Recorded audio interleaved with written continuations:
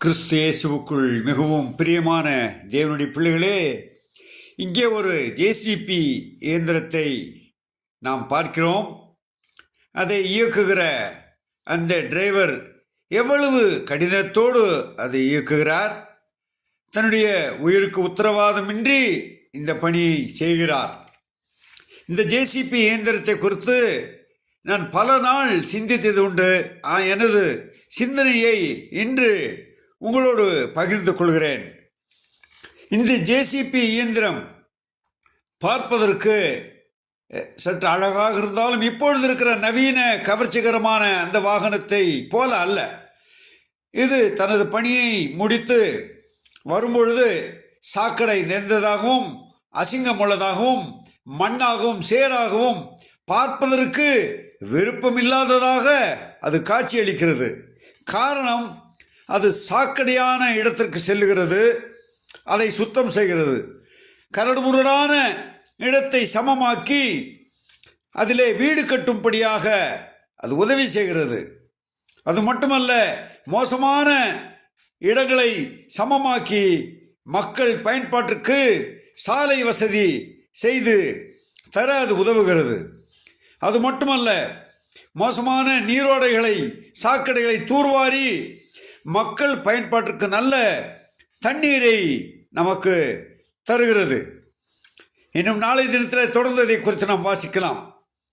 இதை போலவே நாம் வேத வசனத்திற்கு இந்த ஜேசிபியை ஒப்பிட்டு பார்க்கலாம்.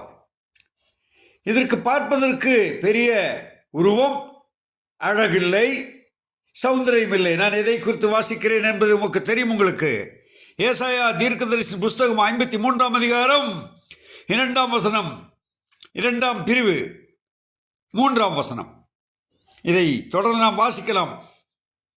அவருக்கு அழகும் இல்லை, சௌந்தரியமும் இல்லை.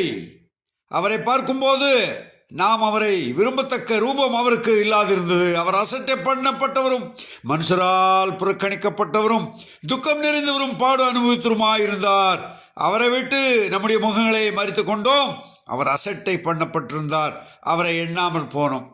ஏன் இந்த வசனம் என்றால், இந்த ஜேசிபி ஒரு முறை உபயோகப்படுத்தப்பட்டால் மறுமுறை அது காணாமல் போய்விடும். ஆனால் ஏதாவது வாகனமோ ஏதாவது ஒரு காரியமோ தேவைப்பட்டால் எந்த இடத்திற்கும் எந்த நேரத்திற்கும் அது தம்மை தயார்படுத்திக் கொள்ளும். இது போலவே நம்முடைய ஆண்டவராக இயேசு கிறிஸ்து நம்மை ரட்சிக்க அழகில்லாதவர்களாக சௌந்தரியம் இல்லாதவராக சிலுவையிலே மரித்தார்.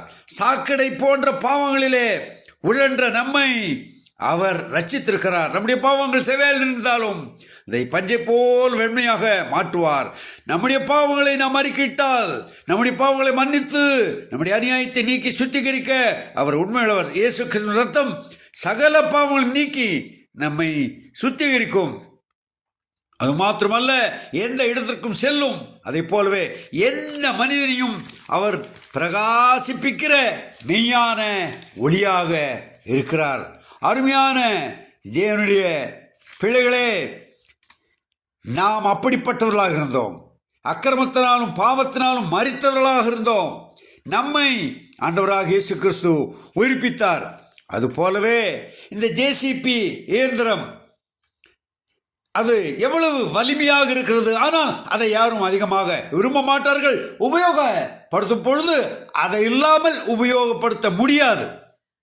ஆகவே இயேசு கிறிஸ்து இந்த உலகத்திற்கு பாவிகளை ரட்சிக்க கிறிஸ்து இயேசு உலகத்தில் வந்தார் என்ற இந்த வார்த்தையை நாம் வாசிக்கிறோம், கேட்கிறோம், கற்றுக்கொள்கிறோம்.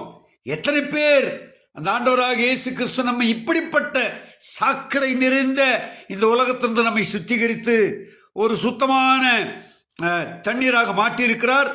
கரடுமுரடான இதயம் உள்ள நம்மை ஒரு அழகான சாலையில் நடப்பது போல நம்மை சுத்திகரித்திருக்கிறார் இருதயத்தை.